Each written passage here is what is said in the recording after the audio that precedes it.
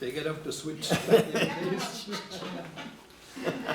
Yeah, and the members of our tribal council, we have both women and men. In the past, historically, even ancestral governing systems were mostly male. And we changed that in 1990 when we revived our original district governing system, which is our, it's called the 7th District Kespeyoagi Overseers Tribal Council. We included women into our governing system so that there was a balance. The women are able to maintain that balance because they have that natural quality of nurturing when they bring children into this world, and they're not as aggressive as we are as men sometimes. So that's where they come in, where they bring that balance. I want to welcome Mr. Bruce Mclvor. Bruce Mclvor, the constitutional lawyer from BC, who's here to give us a presentation. One of the elders is giving you an applause. In regards to filing an Aboriginal title statement of claim in the courts versus what's happening now with the federal government and several First Nations across the country with their comprehensive land claims policy. I first had a nice talk with Bruce back in 2020 when I heard that he had helped the Elsipogtog second district, sixth district, significant in their filing of the Aboriginal title claim in the New Brunswick courts, am I right? And I was encouraged when I had my talk with him. First we communicated through email, and he explained to me what the positive aspects were in filing an Aboriginal statement, title claim statement. If we take that course, basically it supports what we've been saying as a original tribal district system all along, that we are the original title holders of our territory, the 7 districts, and the rest of the districts in New Brunswick, along their districts in Nova Scotia. And our position has always been that we don't extinguish our title in any way, shape, or form. We don't want Canada or the provinces to buy us out. And the reason for that is money, we can't hold on to money. Money will just, like trying to hold water, will trickle through your fingers and eventually dry up. We have to think about our children and their children and the next 7 generations to come. Like our ancestors did for us back in the 1800s, when the treaties were negotiated. They were thinking ahead of the 7 generations, which we are part of. We're the last generation, and it's our duty and responsibility to do the same as what our ancestors did for us. Otherwise, if they did not secure the Aboriginal title through the treaties, what would our life and throughout those generations coming from the 1700s, what would it, how would they have lived without our district homelands and natural resources?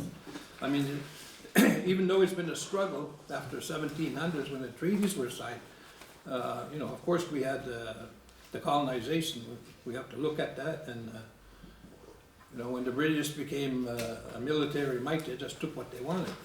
But that reversal, that wheel of reversal started when we started having lawyers like Bruce throughout the country starting to file in the courts recognition of Aboriginal title to our homelands and resources and our sovereignty. There's been many cases, especially stemming from BC, where Delgamuuk and those many cases that you cite in your First People's law reports. We've come to the point where after 2014 with the Chilcotin Supreme Court case, you know, we're in a better position than we were throughout the past over 100 years or so. Although the Chilcotin case was a win on Aboriginal title, the first time that the Supreme Court ever recognized Aboriginal title, but as Bruce mentions in his first People's Laws reports, there's a downside to that too, right?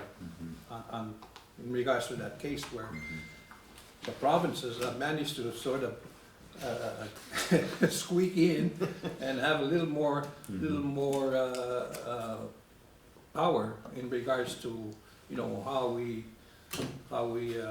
conduct our affairs within our original territories. But also, I read in one of the articles that you wrote, Bruce, that it may be to the detriment of the provinces, and that was interesting to read because they may have to negotiate with us in terms of compensation, loss of use. And I found that was interesting because as a tribal governing system, our members and elders and grandmothers, that's what we've been looking at along that lines also, in terms of, it's not just where in the comprehensive land claims process, there is no such thing as compensation, right, for loss of use in the past. I think it's just, they're just trying to get the agreement and that's it, it goes from there, along with the modern day treaties that they're, you know, they put it in one box, self-government and comprehensive land claims, which is, you know, basically, I don't think it can be disputed that that's mostly about extinguishment in the favor of Canada and the provinces, in the end, you know. And wording like greater certainty has been added along the line, but it doesn't mean anything. It's to their advantage, greater certainty that once they pay us off, that's it. No, we don't have any more rights. They own it. And that's where we always said, no, we don't sell an inch of our district territory, not 1 inch. We keep the land so that the land is always there for the future 7 generations and the natural resources. Now, Bruce will explain further on what he's done with Elsipogtog, because as a matter of fact, he just told me he got here a couple of days ago, his team, and they went to Elsipogtog, and he's the one that, you know, his firm and team have been helping Elsipogtog in there. Filing a statement of claim, I guess, which led to negotiations with Canada, not like negotiations with the different secretariats with Canada in the comprehensive land claims process. It's more like when we were talking or in our email and phone conversations. It's more like a partnership where it's not about just Canada saying, okay, you can fish here, you can hunt there, or the provinces. No, that's nothing. That's nothing compared to what Aboriginal title, you know, can show that we are still the original title holders, you know, affirmed by the 1763 proclamation, and our treaties certainly affirmed that. There weren't treaties of cession of any lands or whatever. So we have to sit.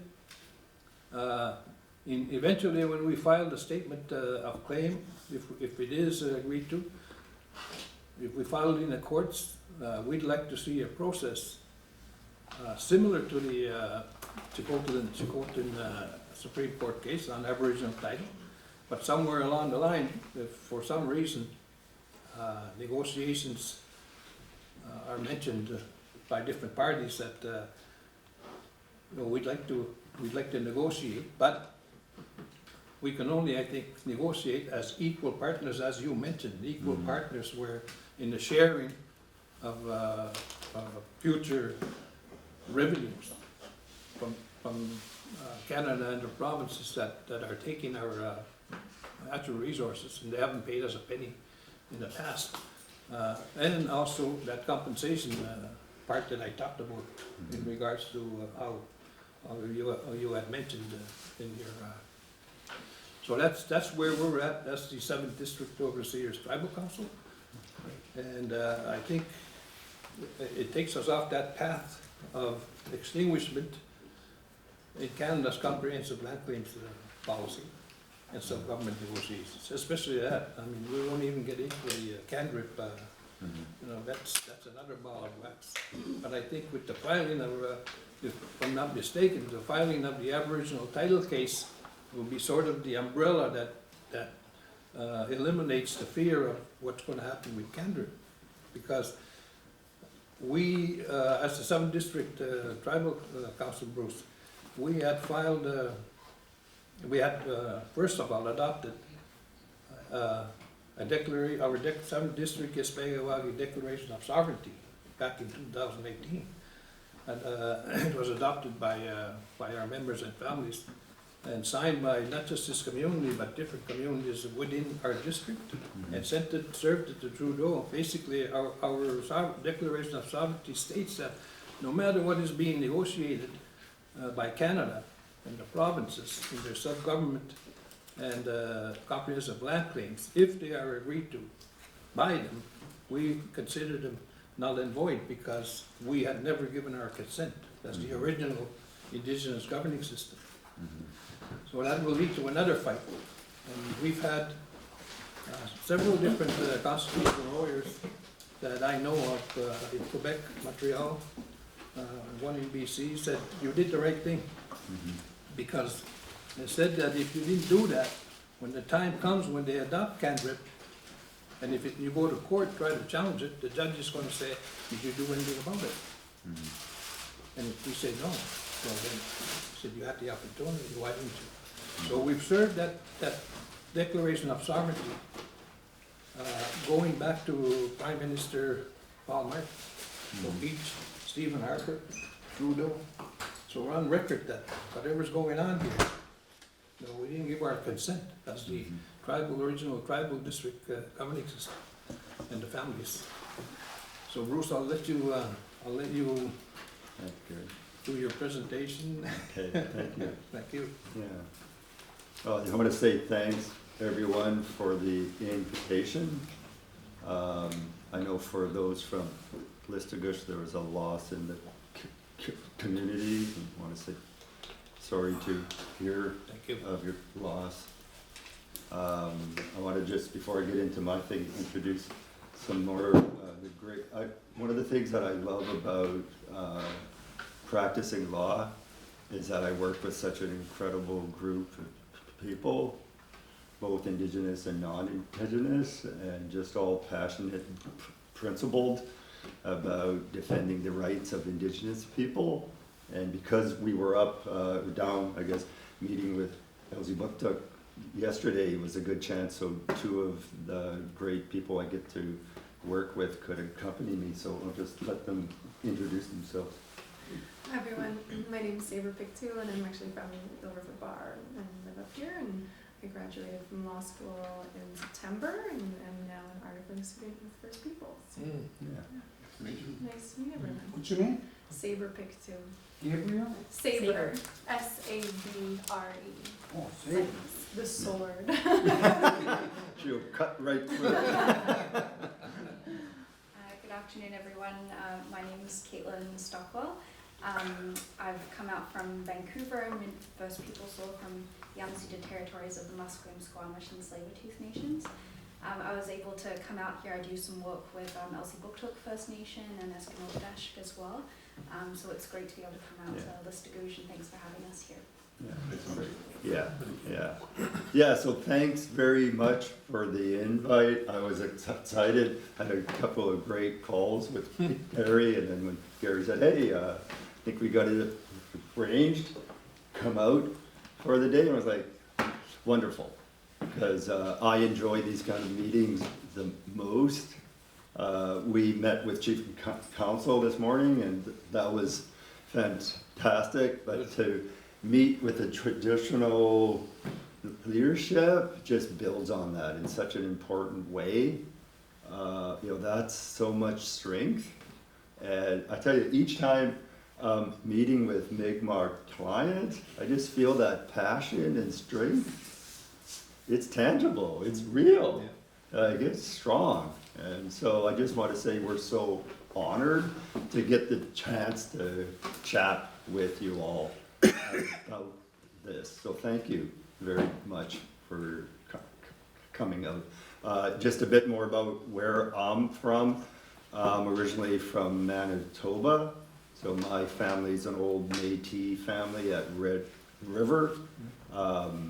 We ended up back in the bush farming, and that didn't work out so well, and so that's how I became a lawyer.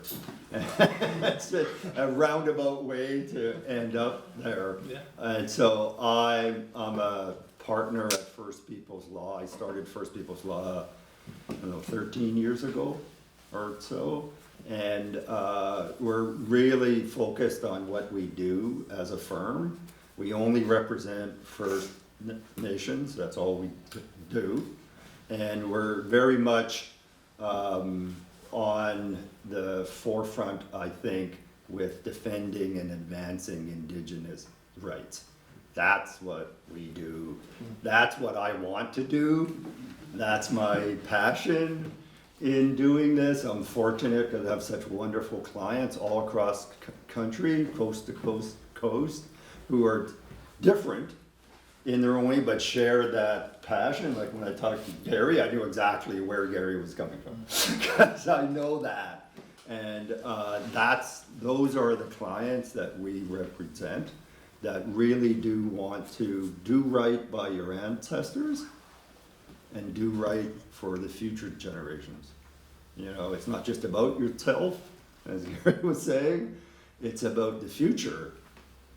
And how can you it's a huge responsibility to be in the position where you have to make these decisions. But looking forward 7 generations, again, what's right for the future, I just find that so empowering. And I get asked a lot, how do you keep doing this kind of work? Well, hey, look at the wonderful people I get to work with. Of course I would. I love doing this. I just feel so thankful for the chance to do that work and to talk to all of you. So just thanks. So I myself, at my firm, I'm the title and rights guy. That's what I do. I do constitutional law. I do Aboriginal law. It's an important point. I know a little bit more about Mi'kmaq law now because I've worked with a lot of Mi'kmaq clients, but I do Aboriginal law. I don't do Indigenous law. I don't know Mi'kmaq law. And there's a separation and there's a difference that I think is always important to keep in mind. When we talk about Aboriginal law, that's basically the law made up by the colonizers. That's what that is, right? And you can find a way to work within it, but it's important, I think, all the time to keep in mind that it's not your law.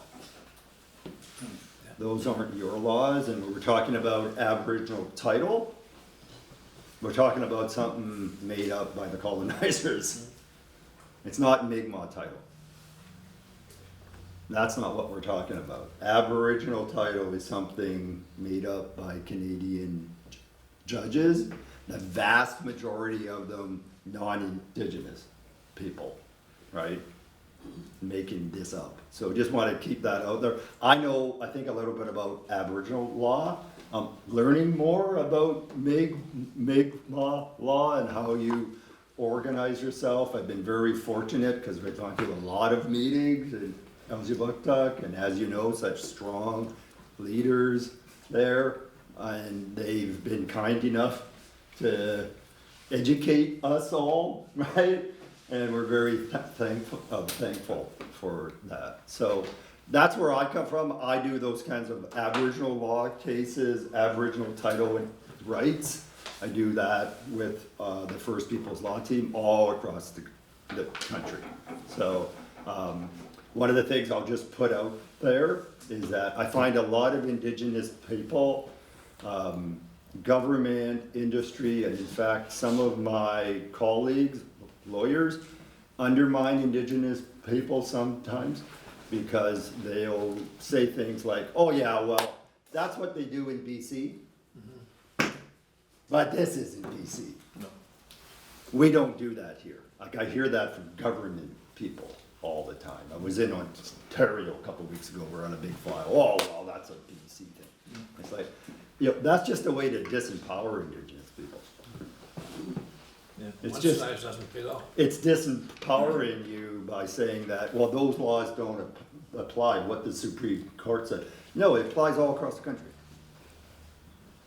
It's law all across the country. A lot of this law, has been made because Mi'kmaq have been out there, like, fighting the cases at the forefront, The Marshall, just said, hey, that didn't come from the West Coast, man, right?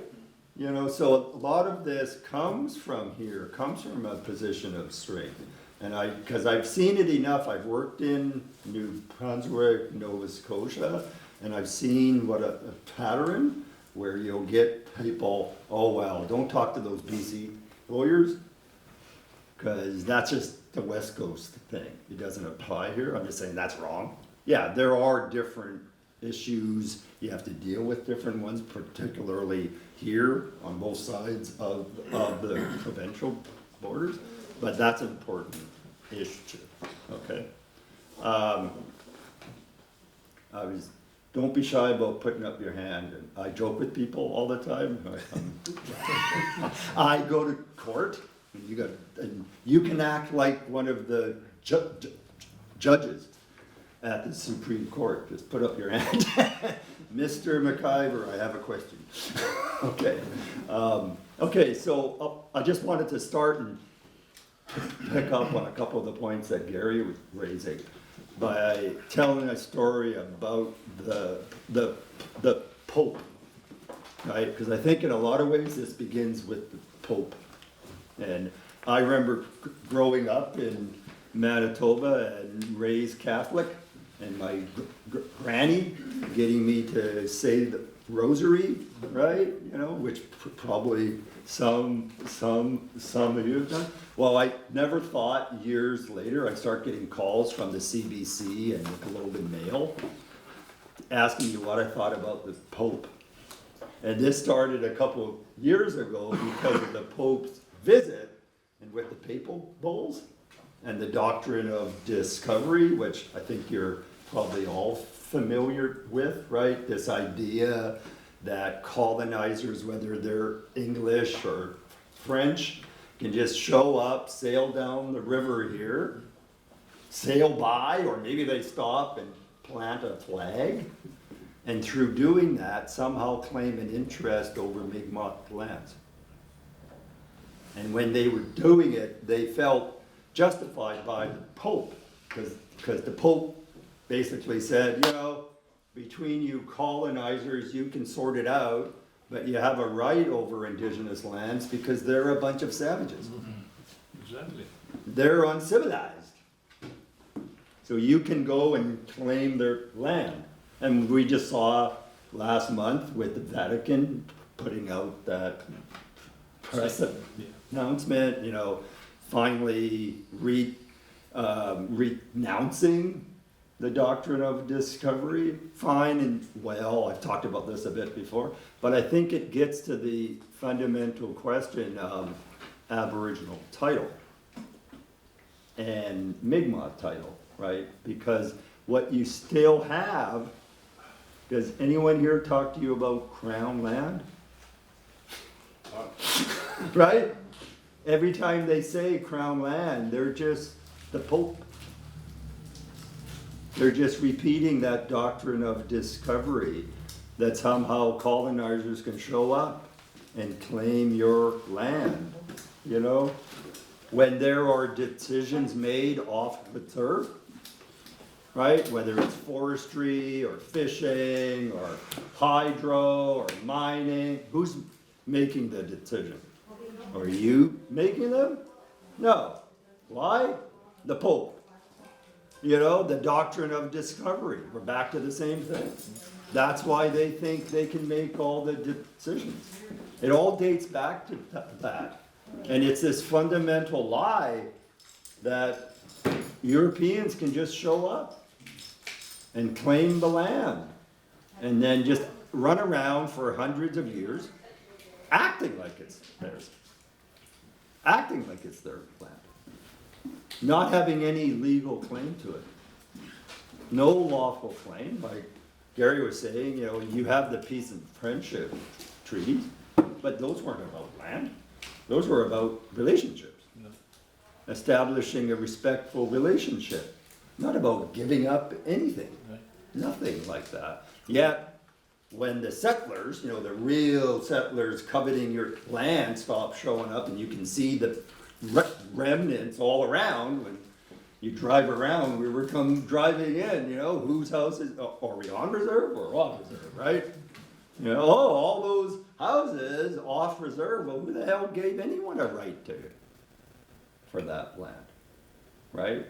I don't think you guys did, as far as I know. So there's not like there's any lawful claim over those lands by the provincial governments or by the federal. They just act like they got it. It's what the courts have called de facto control. It's by fact, not by law.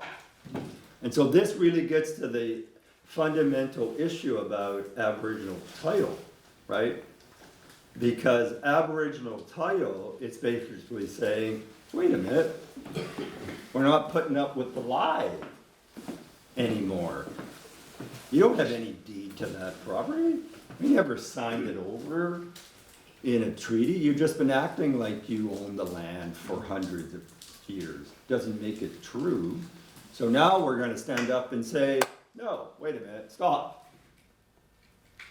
We're going to tell you right to your face, it's title land, it's Mi'kmaq land, and we dispute that it's Crown land or that it's private land that someone else can, right? You may accept that they can continue to live there. You're not taking anyone's farm or stuff like that, but understanding whose land it is, I think is really important. I talk about this a lot. You get truth and reconciliation, right? And the governments love to jump to the reconciliation side without telling the truth first. We're going to do some truth telling here. Let's tell the truth, even if it makes non-Indigenous people uncomfortable. Tell the truth, and then you can get to a better place. Okay. Chief. Thank you. Hereditary Chief Nicholas Priss from Region 7, actually the Pittsburgh watershed. Just a little history here. My great-great-great-grandfather was born right here in Listigosh in 1768. It was Nicholas Williams Priss. At the age of 16, he moved to the Pisquick watershed and became chief. And the notable core of that chief was passed all the way down through the Priss family to me. So that's where I'm at. So anyways, now, in 2012, I believe it was Harper who passed the termination policy. And I'd like to make a comment on that right here. It says two things. First of all, it says focus all its efforts to assimilate First Nations, we're not First Nations, we're sovereign nations, into the existing federal and provincial orders of government of Canada. 2, terminate the constitutionally protected and internationally recognized inherent Aboriginal treaty rights of First Nations, again, sovereign nations. And I think he said an awful lot there whenever he said that we have a recognized inherent Aboriginal treaty rights. Termination in this context means the ending of First Nations pre-existing sovereign status through coercion, through federal coercion. Termination in this context means the ending of First Nations pre-existing sovereign status. How could I ask you to give up something that you don't have? So here, Prime Minister is acknowledging that we have sovereign status. The same thing holds true in the Buffalo Jump in 1985. Brian Mulroney said the same thing. Asked us to give up our pre-existing sovereign status. In 1999, my cousin Thomas Peter Paul went to court and he won his case in logging. It was cutting bird's eye. And Judge Arsenault He's retired now, and him and I get along pretty good. He's a good source of information. In his ruling, the learned judge said, and I quote, "Two absolutes cannot coexist in the same government. One must negative the other." Since we never gave up sovereignty, the colonial federal government is not sovereign, and neither is the provincial colonial government not sovereign. So not only are we claiming that we didn't give up our sovereignty by not giving up our land, prime ministers are recognizing this sovereignty by asking us to give it up.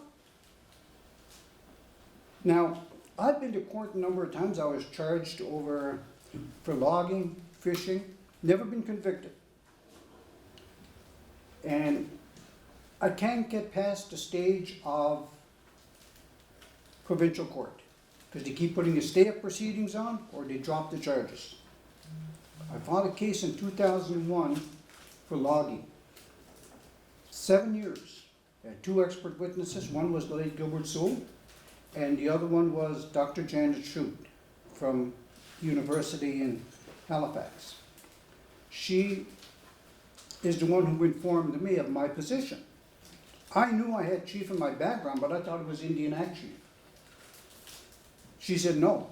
She says, and I have a 72-page document that alludes to this, that I have hereditary chief in my background. So when I go to court, they finally put a stay of proceedings on. And of all people to put a stay of proceedings on was a Maliseet lawyer. He worked with, what's his name, the lawyer for Marshall case, Bruce Wesley. Smith. He worked for him. He became the Minister of Justice in New Brunswick, and he's the one who put a stay of proceedings on my case. I was fishing up in Northwest Miramichi, and I was once again charged, and they seized my gear, they seized my fish, and they arrested my friend. Now, they accused him of fishing, but they had no evidence. So they finally got around to dropping that. What happened in that case was they took my fishing gear and my trout, and they arrested us, brought us in, they did the paperwork. So whenever they arrested us, they asked me for my status card. And at that time I didn't realize, but I showed them my status card. I don't show that anymore. That's a racist card.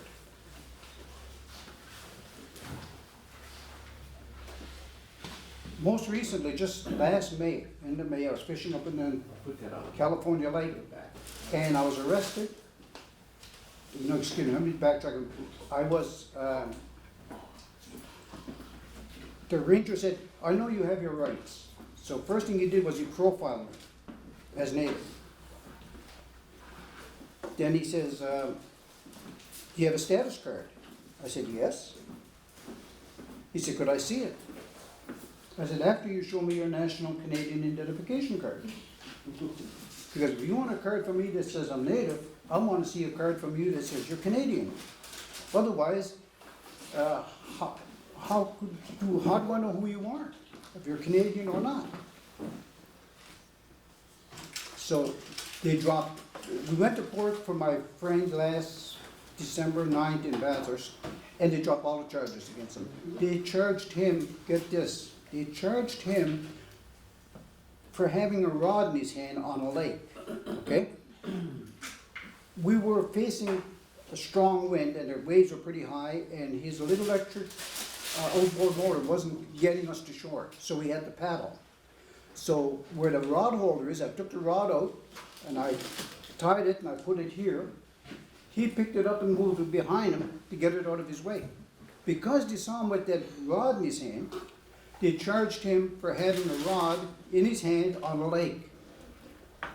Well, they dropped that charge because that law was taken off the books in 1990. We weren't in court more than 5 minutes. That was done with. So when we look at these issues of sovereignty, not only is the government recognizing not our pre-existing sovereignty, but our sovereignty today as it exists. And I think that's what we really need to look at, is not only our sovereignty, because when I asked DNR officers, RCMP, DFO, they say, this is Crown land, this is closed Crown waters. So I said, do you have a title that's legitimate, that was acquired legitimately? And is it justice preserving? Sir Chris, with all due respect, I don't want to be disrespectful, but we have a time limit on his presentation in regards So to I'm Aboriginal just, time. I'm just about done here, Okay, okay? So when I asked them for that, everything drops, stops right there.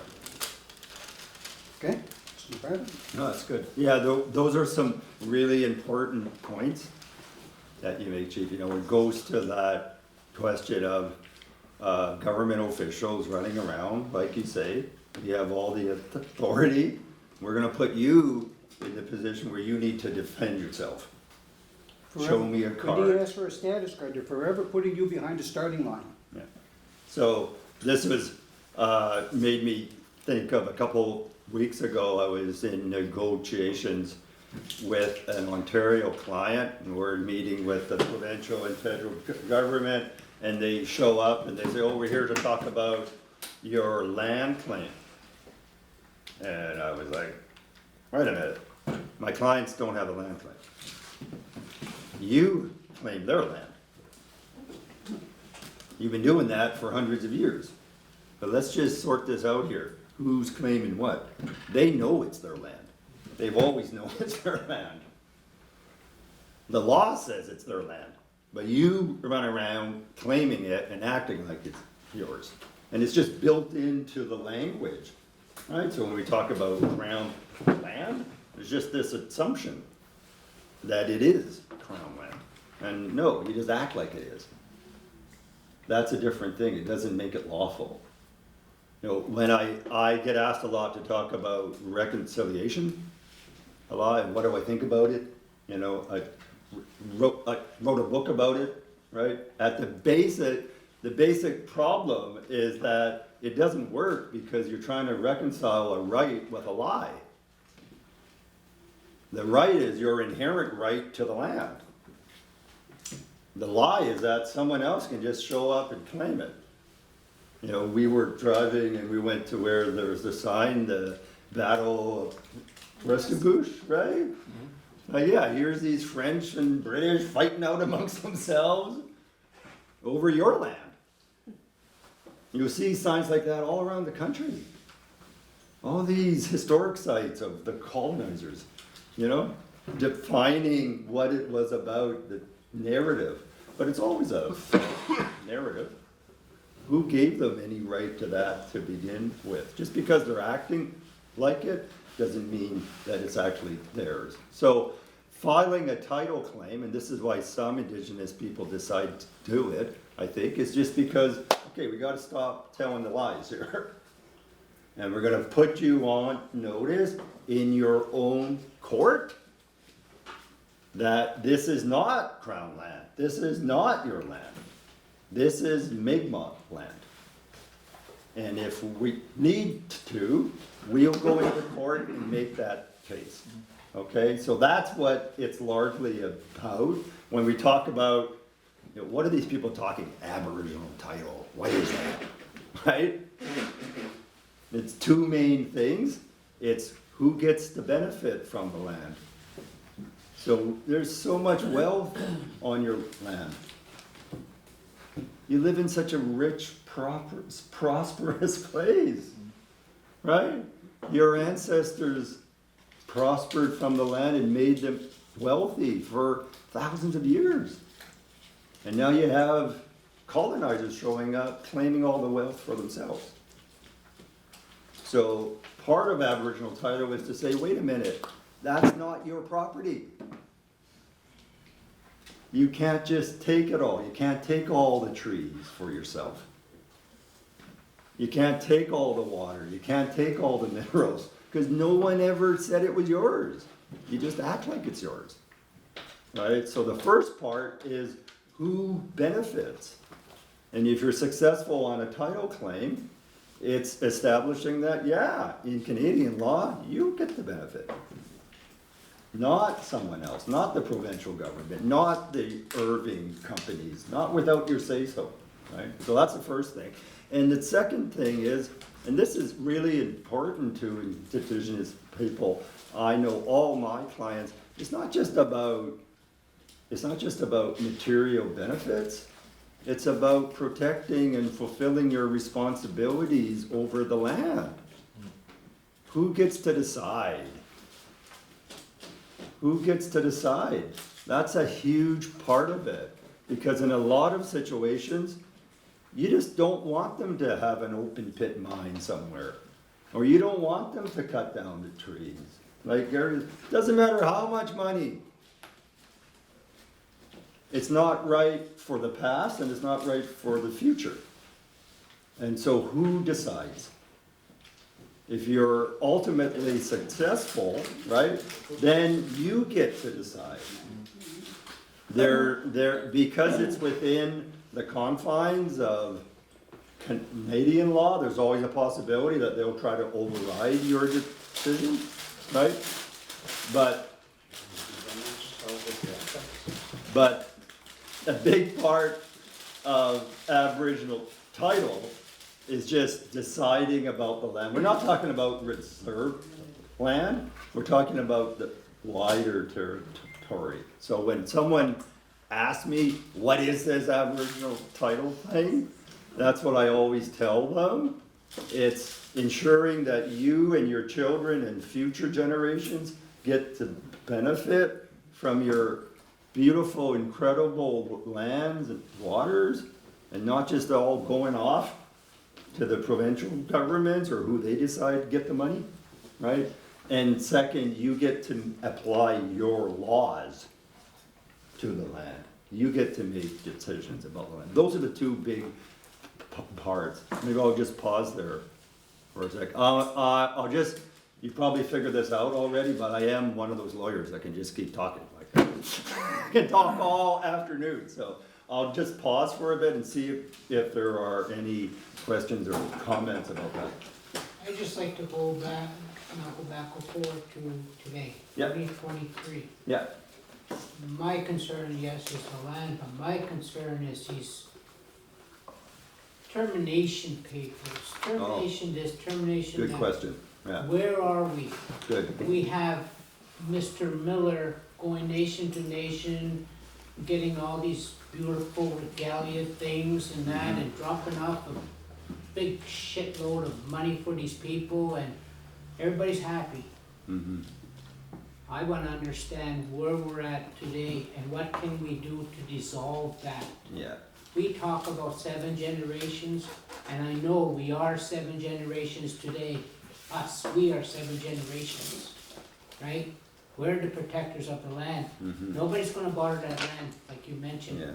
But I'm worried for my family, what is CNC doing behind our back? Yeah. Did they already sign? I hear, well, we're already in the fourth term of termination, municipality. So what does the land mean to us if we're a municipality after, right? Crown land. People don't understand that their house they live in is just where they live. When you step off the steps in your land, that's crown land. Your kids don't have a yard to play. Right? Yeah. 2023. Yeah, so good, really good question.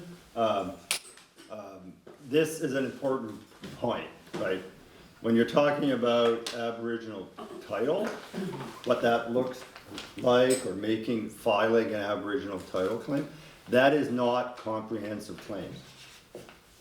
So that's very important. I think I get myself in trouble sometimes, particularly with some of my colleagues, because I speak bluntly about this, right?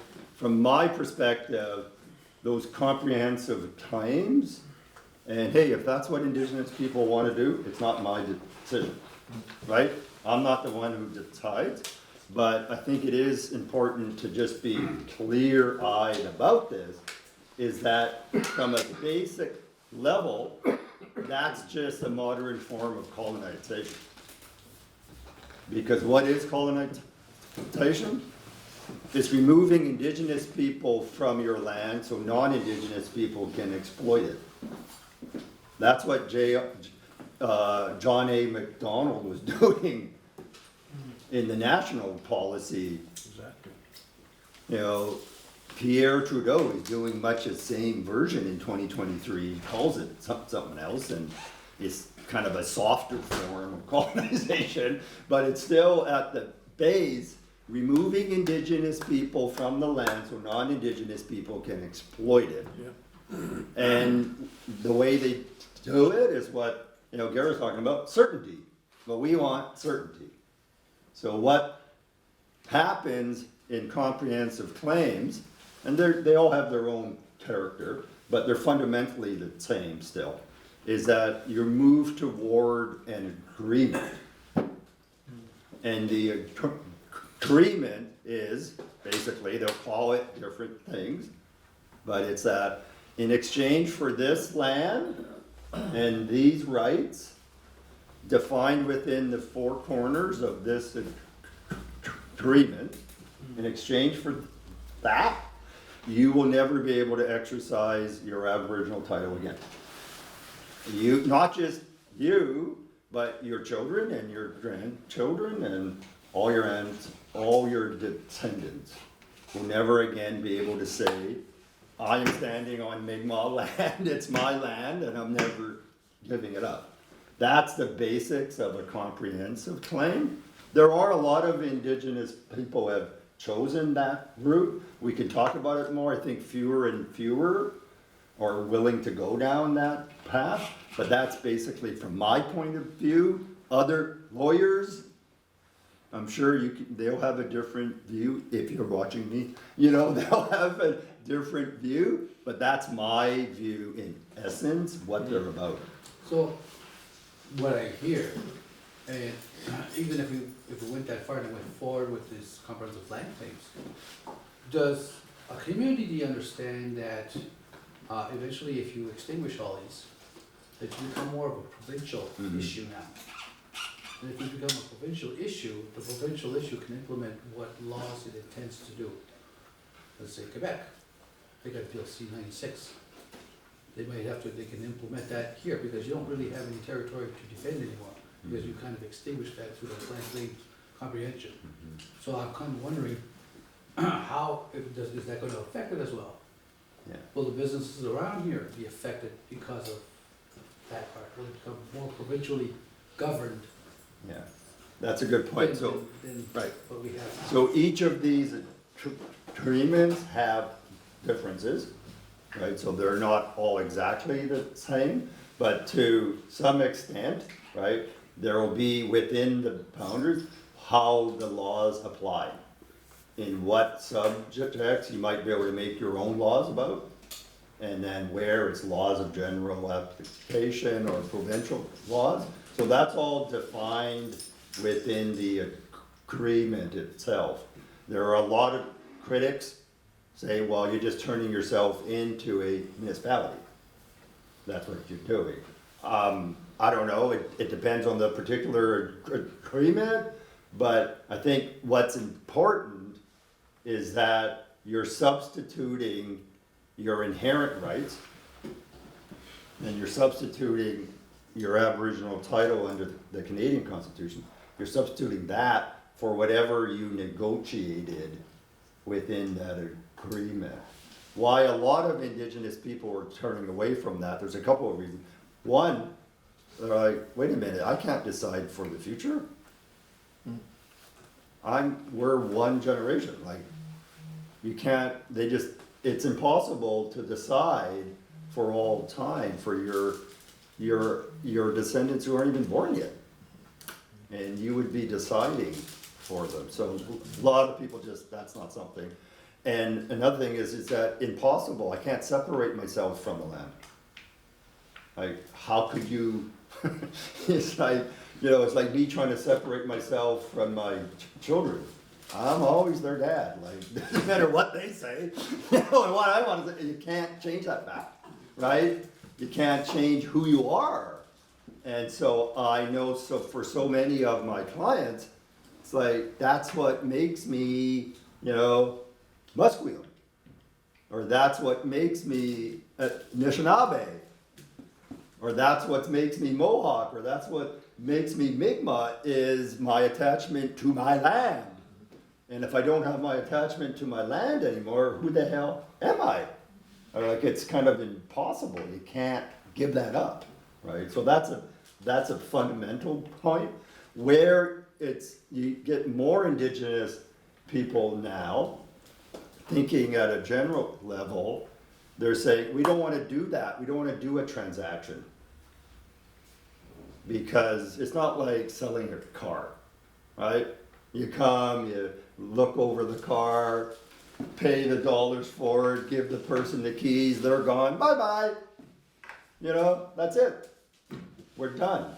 So what a lot more Indigenous people are moving towards is, instead of substituting or extinguishing title, why don't we find a way to recognize it and create a relationship based on recognition and implementing it, creating that space for us to exercise that title. More along the lines of, I think, and I don't know, I think what your ancestors were up to with the peace and friendship treaties, right? What's what's the relationship? And come back every year or every 2 years and renew the relationship. Have a respectful relationship, not a transaction where we're selling something and you're being turned into something else. More and more Indigenous people just don't want to go down that route. And that's what was supposed to happen after the treaty process, to come back, keep coming back. Yeah. Our peace and friendship treaty process was much like the Mohawk Haudenosaunee, the two-row wampum. Yeah. You know? So that's a different way of thinking about it, right? You know, government, I think the current federal government, enough Indigenous people like yourselves and all across the country are saying, wait a minute, we don't want that. Not to be critical of anyone who's gone down that path, right? But now things have changed, like you say, it's 2023, you know?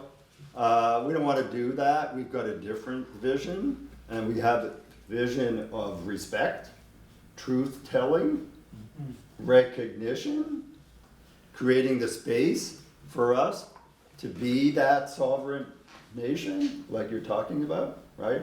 Instead of what they're trying to twist you into as part of the comprehensive claims.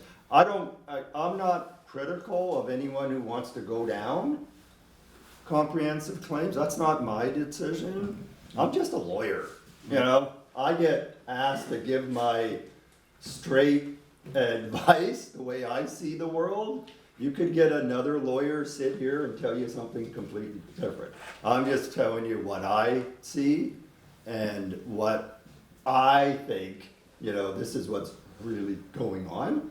And I do know I have a lot of clients and a lot of Indigenous friends and colleagues, I think much the same. It's not just me saying this. Right? And I think we can, as I stated earlier, excuse me 5 minutes, as we said earlier, that's why we have you here as the district governing Dispegawag system.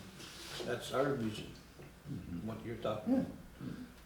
I've always said, well, if people, like you said, want to go, the other First Nation governments want to go that way and accepting the comprehensive land claims process, well, fine, but you know, we had to talk about the consequences of doing that, because we're not talking about ourselves, we're talking about our children, the next 7 generations, what's going to happen with them, and that's how we're looking at it, and that's why. You know, we invited you here along with Dr. Kathy, Chief and Counsel. What's the alternative? And the alternative is Mi'kmaq title, we'll call it Mi'kmaq Yeah. title from now on, Yeah, to file a Mi'kmaq title. yeah. And you turn the tables on Canada and the provinces, on their pretended jurisdiction. Yeah, so maybe I'll give an example of that then, just how it works, and all this stuff that I'm gonna say is out there in the news, it's in the media that I represent as a book on this stuff, so it's, nothing is confidential, right? So, as you know, for them, they had their confrontation with the RCMP around fracking, was that 2012? 13. 2013, yeah. So it was after that, and I don't need to repeat what went on there. They were in a very, very difficult situation. I know they had a lot of their Mi'kmaq cousins and family give them support from all around the nation, which they're very thankful for, right? But after that, that was when they approached me. And it was much like this kind of thing. They were like, oh, can you come talk to us? So I flew out on my own dime. I was like, yeah, I'll come talk about this. This is really important. And just talking about a different way forward. Without that confrontation, like, is there a different way to do this? So what they ultimately decided to do was file a title claim. So there's a couple of things about that. First is, and if I'm not, Gary, I can send you a copy of it. It's a public document. I did, you did send I it. did, okay. Yeah, I- So they didn't file a title claim on behalf of Elsipogtog First Nation. It's really important. Like, who are you filing on behalf of? Who holds the title? This is a big issue, right? There's no one way for it, but the path they took was the title's held by the nation, the Mi'kmaq Nation. They are an Indian Act band, right? It's not the Indian Act band title lands. It's the nation's title land, and they filed it as what's called in Yeah. court representative action. So Chief Sauk, Where are you? who probably some of you know, and I'll call Kenneth him, Francis, who's the All right. spokesperson for Go Bit Lodge, they filed it, the two of them, saying, we're filing this on behalf of the Mi'kmaq Nation. So that's really important, because you need to know who you say holds the title over the land, right? So that's the first thing. Second thing was, what do you file for? Like, how much of the Mi'kmaq Nation's land do you file for? And you gotta find something that's workable, right? So they decided to file for District 6. Yeah. Because they're in District 6, they're the largest Mi'kmaq community in District 6. There's pretty identifiable where the district is. It's true to your own ways of organizing, which is really good, right, into districts. So they chose to file for the district.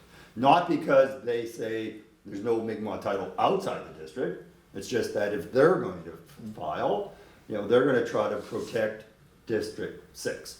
So that's how they chose it, to file it, right? And then the third thing is, what lands do you file for? Do you just file for so-called crown lands? Or do you include privately held lands? This can be a big issue. What they chose to do was file for all, including the foreshore, including the water, including the airspace, everything.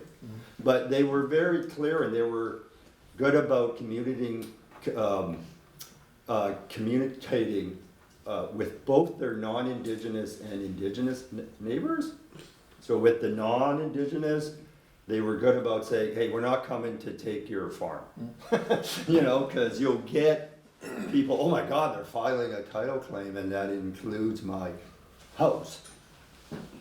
But they were very good about, that's not what this is about. This is between us, the provincial and federal government. We're not trying to take your land, but it is important to recognize that it's Mi'kmaq land that you built it on, right? So that's the first thing. I thought they were very effective, and I encourage all my clients, if you can get non-Indigenous support. I don't know how many meetings I've gone to in Elsie where they've had non-Indigenous people there. And those non-Indigenous people often start to recognize, wow, we got the same interest that you guys do. We don't want them clear cutting the forest, but you guys got constitutional rights. We don't have those. So we're better siding with you. You'll see that a lot, right? And that's very true, because we worked with non-Mi'kmaq people during, in 2017, they were trying to extract oil in the Gaspé region. There you go. And Yeah. then we had the environmentalists, the Quebecois Yeah. environmentalists, we had university students were asking us, can you join us? Because you're the ones that have Aboriginal title. You're the ones that have that big stick that you can Yeah. go to the court and use in stopping Yeah. the extraction from taking place. So we did, our tribal governing system wrote out a letter to the courts. We sent a letter to the Minister of Natural Resources, Quebec Natural Resources, stating, that's what we're talking about here, that we still have title Yeah. toward this Yeah. territory. And that if you take that oil out of the ground, you're just gonna contaminate salmon rivers alongside it, and therefore, and we had the support from here to That's great. Montreal and Quebec Yeah. City, you know? So that's really important. I think communicating with your non-Indigenous neighbors is really powerful. And then, just as long, the obvious thing is they don't start to try to drive the truck. Yeah. You wanna just, hey, you're just here to support us. Yeah, You're not making decisions, right? we have to deal with that. Yeah, you gotta deal with that sometimes. So the Right off the bat. yeah, so the third thing is communicating with your Indigenous neighbors. Really important. Like, it's really important to get out there and have the conversation with your neighbors, both Mi'kmaq and if it's what Listaquay, or, have that conversation out at the beginning. Yeah. So you can say, this is what we're doing, this is what it's about, we're gonna have to put in a map, but just so you know, this is the map, we'll sort it out between ourselves afterwards, right? That's really important, because you'll get, government will come up and, oh, you've got an overlap now. Oh my God, overlap. Sorry, we can't do anything for you, we can't do anything for you, because you guys are fighting out over overlap. And my clients are like, we're not fighting about anything. No. We've been resolving these things for hundreds, thousands of years. I think we have a lot better idea of how to resolve things between ourselves. Don't try to divide and conquer us. Yeah. We'll sort this out amongst ourselves. I think that's really important to do at the very outset. Because of that coalition or alliance that we formed, they were ready to go to the media and say that the Mi'kmaq people are the ones that have title. I mean, this is lawyers that were representing the university students and the environmentalists willing to say that, because we had sort of assured them in a way that we're willing to coexist. We have to. We've been doing that anyway since the 1500s. Yeah. With the French and then not so much with the British, because they wanted it all, but there was coexistence, right? And we all have to depend and rely on those natural resources. It's just a relationship that has to be maintained, because, like you said, we don't want clear cutting, and we don't want no We don't fracking, want that we don't stuff. want no oil and gas extraction, mining. So that's the way to go, because, like you said, government can't say, well, hey, we gotta look after the interest of the landowners and licenses, people that were given licenses for hunting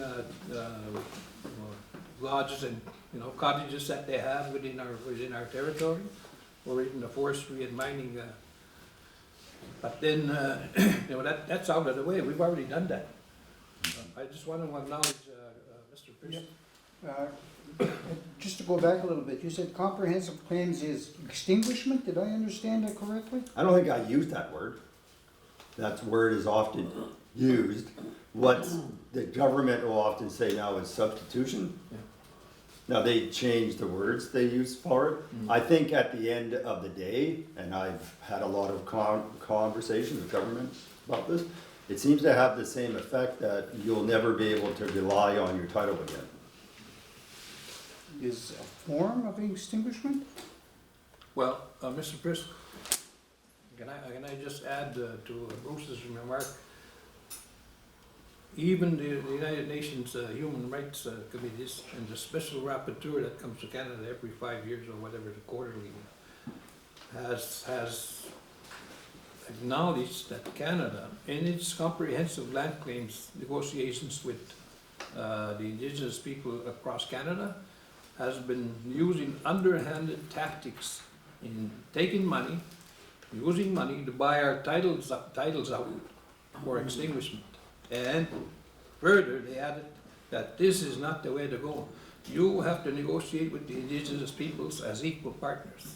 And much of what Bruce was saying in terms of fighting title, that's how we turn the tables around from what's happening with their comprehensive land claims process. So they were told periodically, you have to do something about that underhanded relationship, but they haven't. Basically, they know that the UN organizations don't have the teeth to really force Canada to make that change. But like he mentioned, from 1969 to here, the white paper policy, as you well know, the same agenda still exists, but it's clouded. It's not seen in any document, either in the comprehensive land claims that's being negotiated with some of the First Nations. I have a document from another constitutional lawyer from out west who says these negotiations, and he's saying this, the end result is extinguishment. No matter which way you want to slice it, it's going to be extinguishment. And he further adds that these comprehensive land claims policy by Canada, and this is a constitutional lawyer firm talking, saying, we can't even get to see that document. You know, how can that be if you're dealing with extinguishment of Aboriginal title, let's say for our region here? We don't know the steps that have been taken, because there's different phases, from the first stage to the last final stage where, you know, they've agreed to something, but what is it in terms of our title? Well, in some cases, they're talking about final agreement. Exactly, exactly. Full and That's final the settlement. downside. Yeah, Yeah. so this is one of the things I would say philosophically, a lot of Indigenous people don't want to have a full and final settlement. It's just, like, sorry, like, it's like you're getting married with someone, this is my full and final settlement.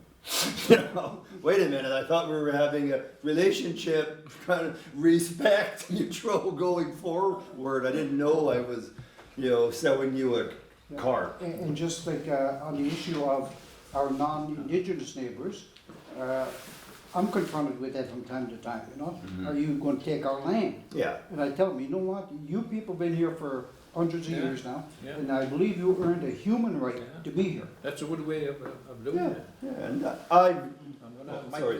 sorry. Mike? I'm still going back to Yeah, it, yeah, the good. termination papers, Yeah. and, like Gary had mentioned that mhm.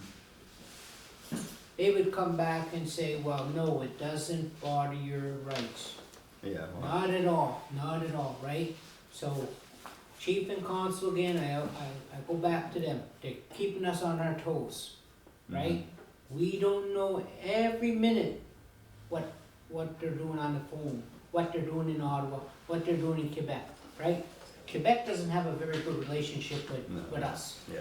right?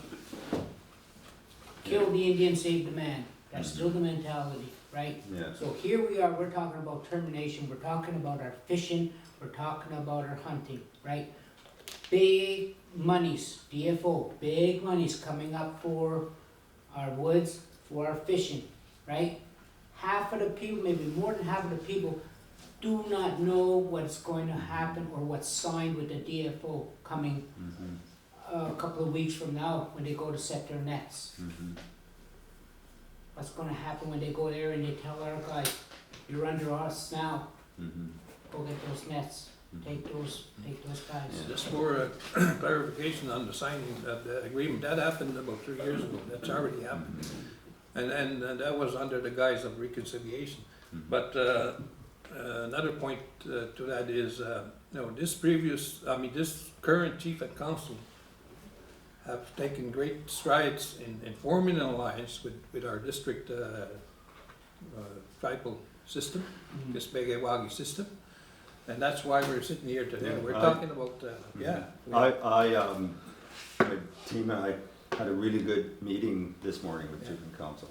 Like, I can't comment on any specific agreement or anything, but I had exactly, I think some of you are probably getting sick with me saying the same thing, but this is the same talk that I had this morning with chief and council. It's important to realize that. I mean, we've come a long way, because before that, the previous administration, chief and council, were the ones signing those agreements, and they would never give us the time of day in regards to us asking about, well, what's going on with the signing of the DFO reconciliation agreement and so forth and so forth. We're only seeing the results now, the negative results of that.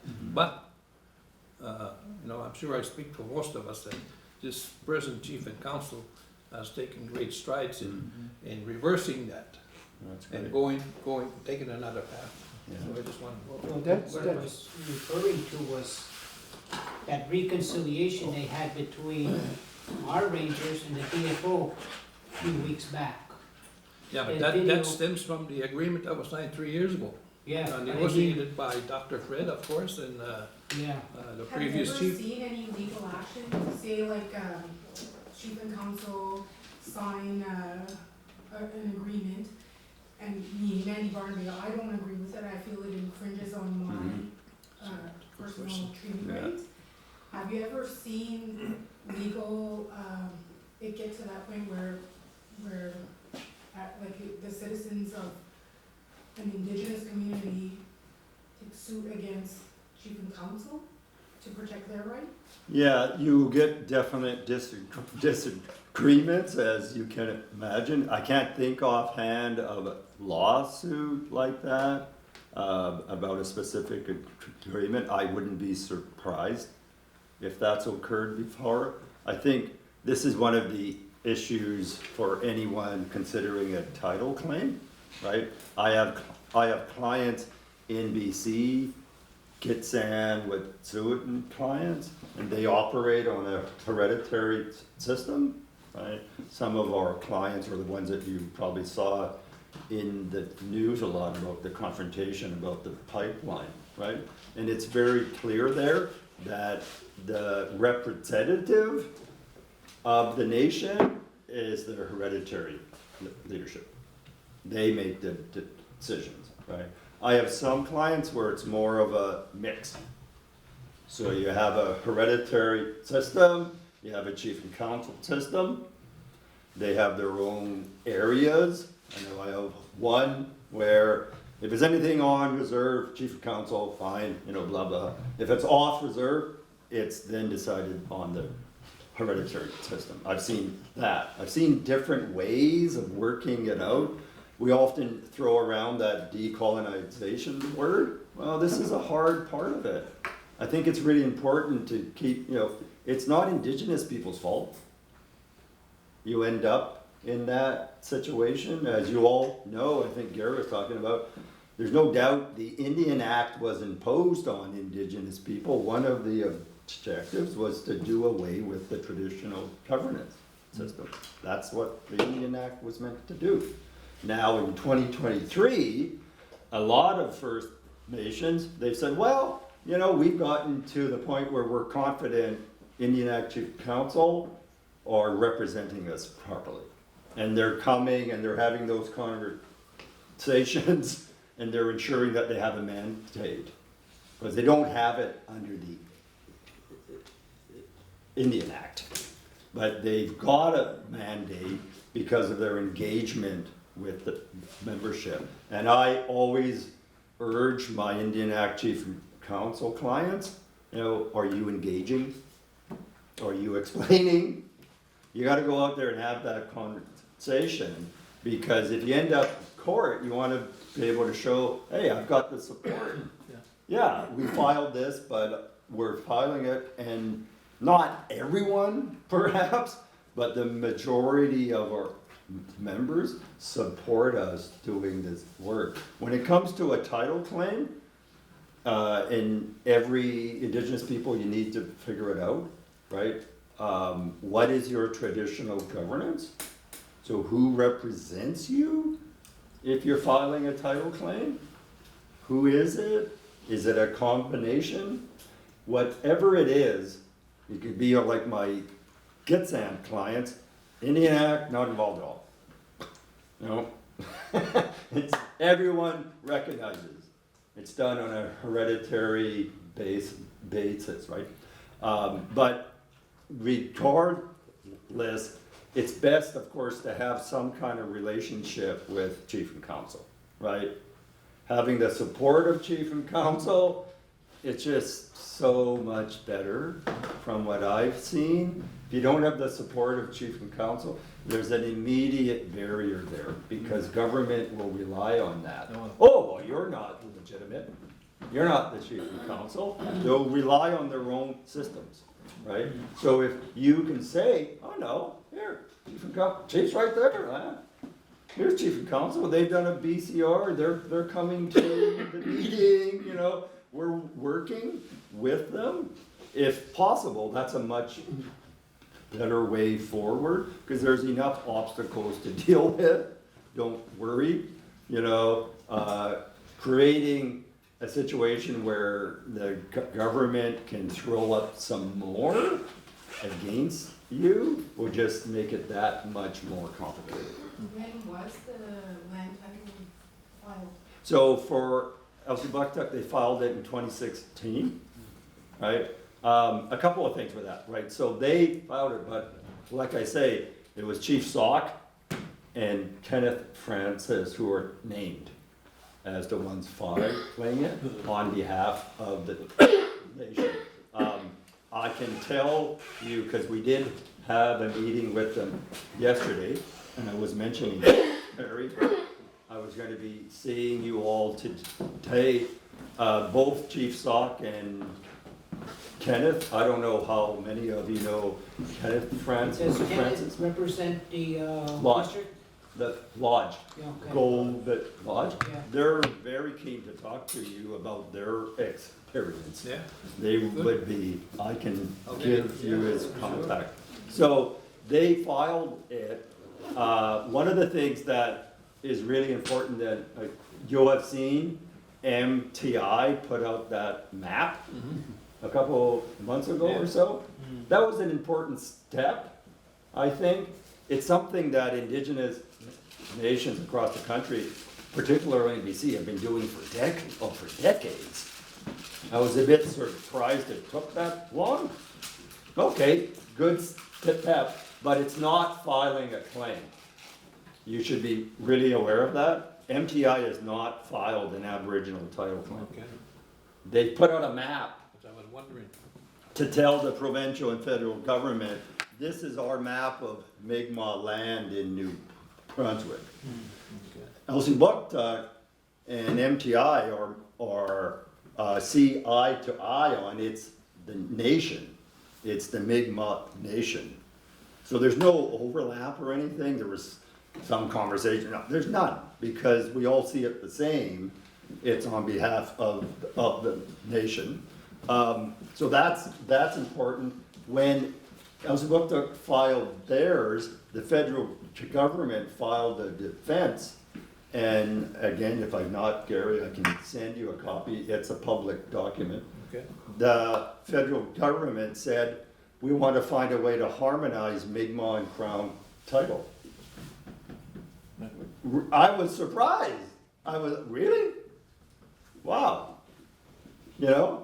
So since then, and as you know, it's public, they've been in conversations about how could you harmonize it. So they're not actively pursuing the title claim in court because they have a table now with the federal government, not talking about denying title, talking about how could you recognize it and harmonize it, which is a much more productive conversation than deny, deny, deny.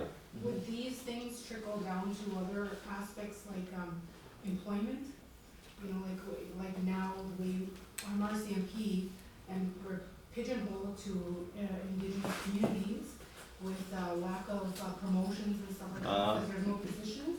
If you want to take advantage of your treaty right, you have to, you know, serve only indigenous communities or indigenous posts that are linked to a community. But say like I couldn't, in New Brunswick, I couldn't go on the ident unit or I'd be taxed. Like with a title. Oh, I see, that's a section 87? Yeah, like would Yeah. that trickle down to other things like that or? Well, it can, because when you set up a table to have a conversation, it can end up being a conversation about a lot of different things. So administration of justice, as you would know, right?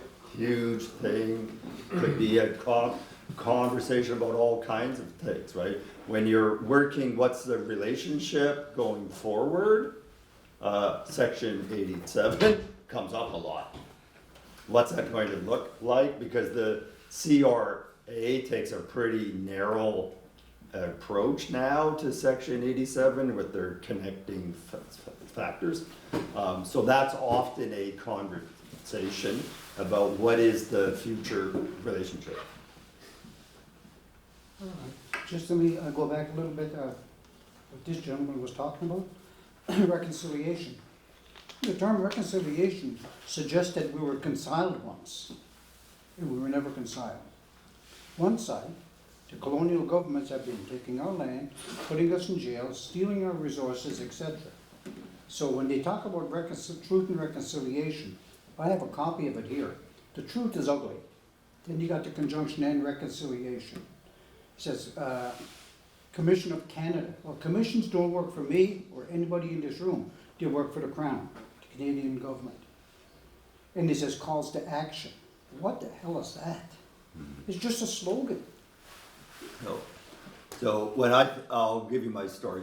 I like telling stories, as maybe you've got a sense of. But when I think of reconciliation, I think of couch surfing. I don't know if any of you have couch surfed recently. Maybe you've got family members or children, right? You know, reconciliation in the context of how the federal government sees it is kind of like this, right? So you're at home one day, you're enjoying yourself, you get a knock on the door, someone's there. Hey, Gary, I got nowhere to sleep for the night. Can I sleep on your sofa? And Gary's a generous guy. He doesn't want to leave someone out in the cold. So yeah, come on in. So make him comfortable on the sofa. You go off to work the next day. You come home and, oh, the guy's in your fridge helping himself to your food. You're a generous guy. You're like, yeah, that's fine. You come home the next day, he's taking a shower. You're like, wow, he's really made himself comfortable here. You know, come home the next day and he's building a house in your backyard. And then he says, Gary, let's sit down on that couch and talk about reconciliation. And you're like, what the hell? I just invited you in for a couple of nights so you could sleep on the sofa. And now we have to reconcile something? What are we reconciling here? It's always been my house. I was being a good guest. So let's just tell the truth about that first.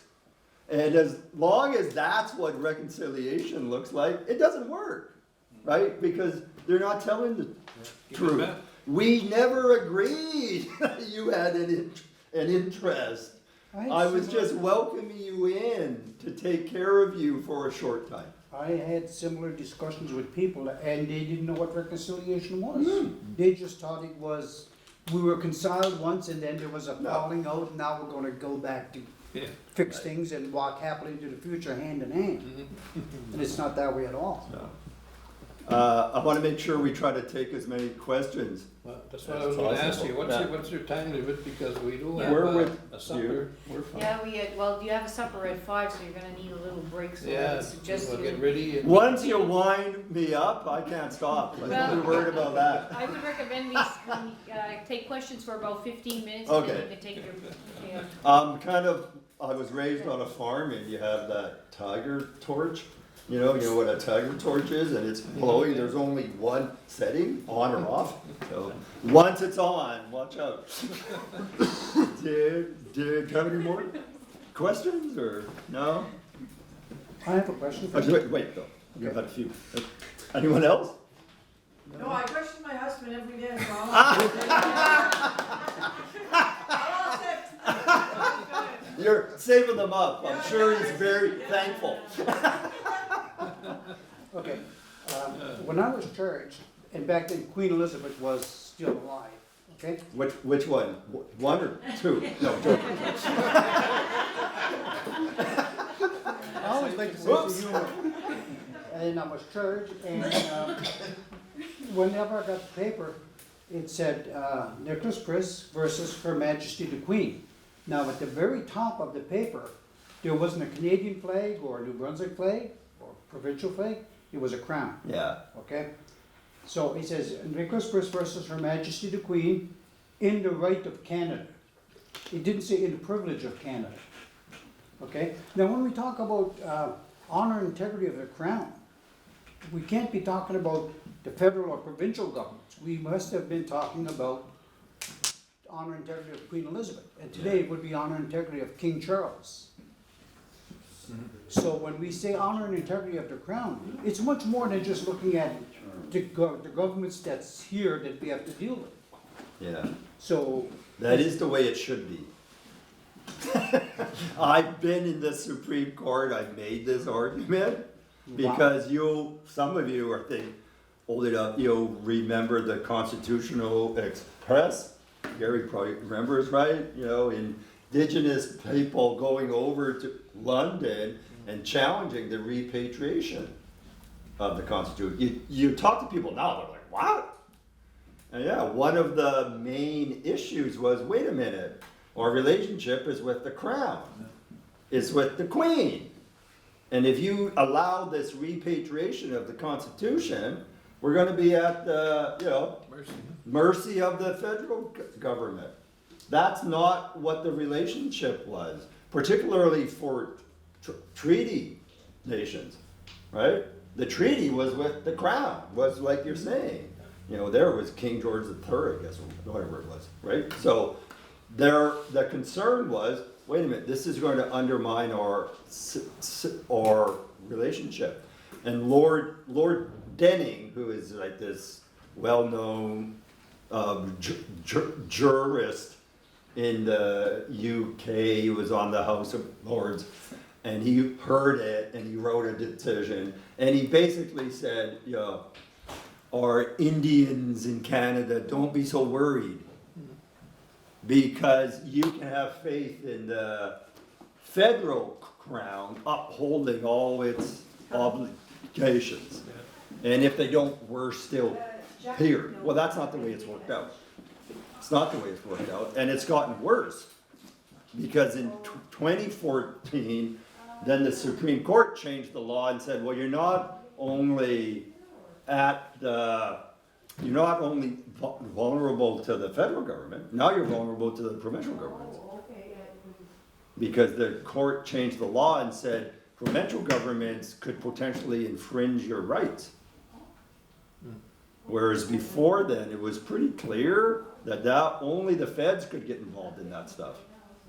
And then and I remember being at the Supreme Court quoting Lord Denning, saying, wait a minute, the relationship was supposed to be with the crown, was supposed to be with the Queen. Then Lord Denning said, don't worry, we can trust the feds. And now you're saying, hey, we can't even do that, you're gonna have to deal with the provincial governments. That's how the law has changed. And it's unfortunate, but that's where it's gotten to. But then we get into Quebec, Yeah. and Quebec doesn't recognize the crown. Well, it's more of a complicated situation. This would be one of the things you'd have to give some practical thought to, you know, if there was an interest filing a title claim, who you're filing it on behalf of, who is filing it, right? Is the traditional chiefs, the hereditary chiefs, is it with chief and council? Anyways, you have to figure out that. Then you gotta figure out who you're filing on behalf of, because Aboriginal title is a collective right, it's not an individual one. So how big is the collective? Like we say, Elsie Buckduck, they said on behalf of the Mi'kmaq Nation, the Wolastoqey filed a similar title claim a couple years ago. They filed it on behalf of the Wolastoqey Nation, not an Indian Act hand, right? And then you have to figure out like where. So in Elsie Buckduck's situation, they chose District 6, but it's all within the New Brunswick. So, But is for, there anywhere that we could read? Sorry? What is their meetings or their interactions public? no, no, but they're happy. I know I spoke to Kenneth and Chief Sock. They're certainly happy to talk to you and what they can share, what they want to share, right? So there's nowhere to go. Not one source to say it, yeah. But, so then you have to decide, are you filing a claim in New Brunswick? Are you filing a claim in Quebec? Or you're filing a claim in both?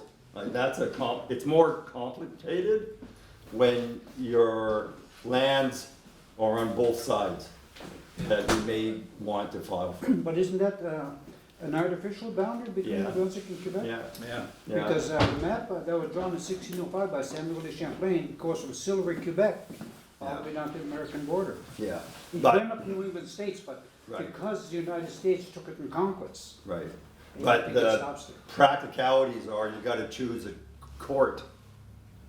You filing in, which court you filing it in? Can't you file both? Well, maybe. You just gotta think about what all the complications and Yeah, well, consequences I think we've already talked about that. Okay. We did with amongst ourselves especially, because that's why we have representatives from his community, Right. Gilbert. We have the Skinwobblies Bright Church representatives, the grandmothers. They represent, they're there for Mi'kmaq, Yeah. Augustine, who is a sub-chief of this tribal. Because what we're doing is different communities in New Brunswick, like where Gilbert comes from, we're trying to have them realize that we have to put together the communities, you know, in order to file this Mi'kmaq title claim in New Brunswick, that we file together and that everybody understands that if we do, we're stronger in that sense. It's not a Quebec thing, Mhm. it's a district, the whole district thing. Mhm. And in order to do that, that's what we have to do. Would that extend to Nova Scotia? No, it's just us within the 7th, abutting the 6th district, Significant. Yeah, So ours starts from there to Gaspé. Who's financially, who financially is responsible, like if we did a title claim, is it the band, is it like? yeah, good question. Yeah, so each First Nation or Indigenous people, they gotta figure that out, right? What is the arrangement? Yeah. How you gonna get the money? What's it gonna cost you? I know,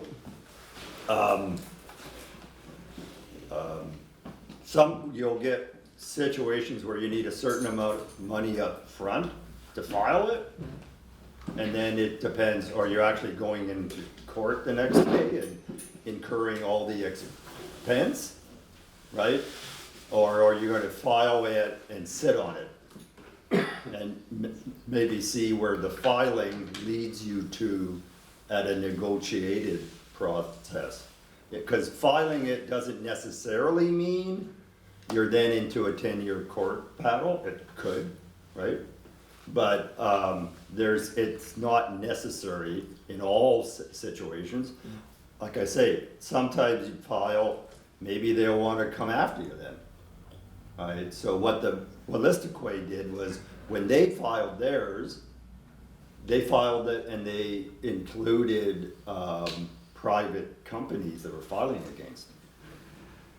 Yeah.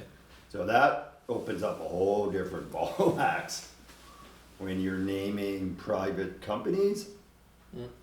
And then you have a whole bunch of defendants. Some of them might have pretty deep pockets. Some of them may not have any care about political situations, whereas provincial and federal government will see it largely as political. Right, so you gotta think about that, but when we started with LC Bucktuck, we started on a very small budget. Maybe some of you saw, they did for years, they did Chase the Ace, right? Yeah. We raised money through Chase the Ace to get it going. It was a good way to get going. They've got the only client I know that does this, Chief and Counsel has delegated all rights and title and duty to consult to Gold Bit Lodge. So the lodge does it all. And they've been, when I started off, I'd sleep in the back room at the lodge or sleep in Serena's basement. We just kept the cost down, low as possible, but we got enough to get it filed. And since then, it puts them in a really different position, because they're the only Mi'kmaq in New Brunswick that have filed a claim. What would something like that cost, like around? I think when we filed that, I don't know, it didn't, it was, I can't say exactly, but it wasn't a huge amount of money. It was a pretty reasonable amount, right? So you were really confident when you're sleeping in the back room? Do I look like I lack confidence? You know what I mean? Oh, no, well, it's, why I'm confident is because I can sense who the clients are. And the strength comes from the clients. Yeah. So it's like, hey, if these people decide they're doing something, they're gonna do it. I know that. And I'll be carried along like on the tide. So it's not hard to be confident. Because Well, if it does go in reverse, New Brunswick is shit out of luck. Well, you always have to be, if you get to the point of, okay, well, maybe you're gonna do this, I'm very much about, go into it eyes wide open. So what are the downsides? And make sure you're considering it before you actually make an action. Sorry. Yeah, I'm gonna shut off your torch. But, I'll do the closing remarks. I want to thank everybody that came here today, this afternoon. This is a very important, critical time, in our history. Just talking about, from now on, I want to say Mi'kmaq title, I'm going to say Aboriginal title, Mi'kmaq, 7th District Mi'kmaq title. It's important that we had different people like Gilbert, Nick. or two, Nick. So, yeah. Gilbert Sewell. Yes, I know. Late Yeah. Gilbert Sewell. And the two ladies from Escudobidis, but they're here, but they represent a lot of other people within their communities. So. We have from Milford Bar, we have And you Sabre. are, oh yeah, are you part of? With- Yeah. Okay, I'm sorry. I just thought you were part of the.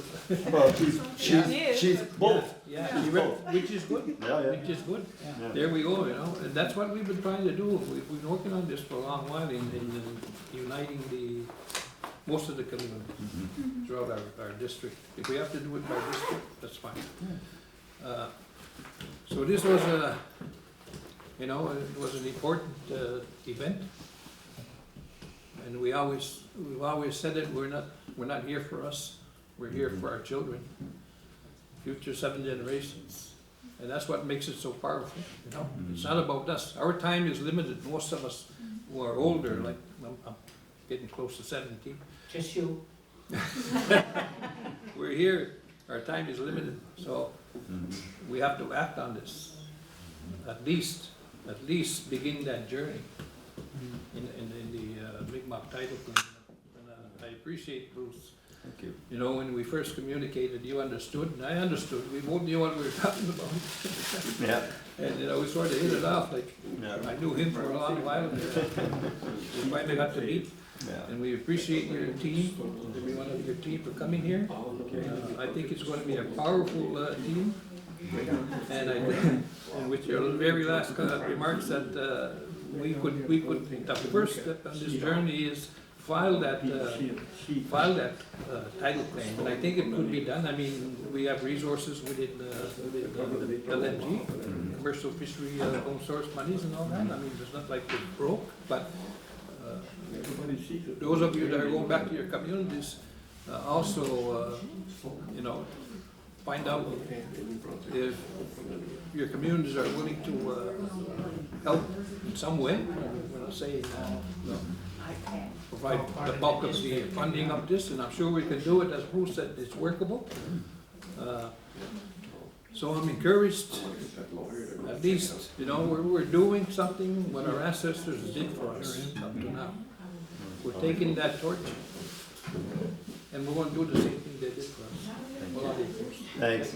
I just wanted to say on behalf of us all, thank you so much for inviting us. This is the kind of talk and engagement that keeps us up and keeps us fighting on behalf of all our clients all across the country. So just thank you so much. I also want to acknowledge Dr. Kathy here. She's been instrumental in what's happening here. She's a band council representative of LMG, but even so, her heart and soul and her thinking is in line with our thinking in regards to the protection of the future generations. Well, Audie, I guess for everything that you've done. She's also a member of the tribal council. Yes, she's one of the sub-chiefs also who was just initiated a few weeks ago. So we're going through ceremonies in regards to that later date. And I want to thank Chief and Council. I know they're not here, but I want to thank them for making that commitment to make this happen. Yeah, thanks. And on your way out, feel free to take some smiley cookies, muffins, Tim's coffee, whatever. Yes, and thanks for the coffee too. Yeah, so feel free.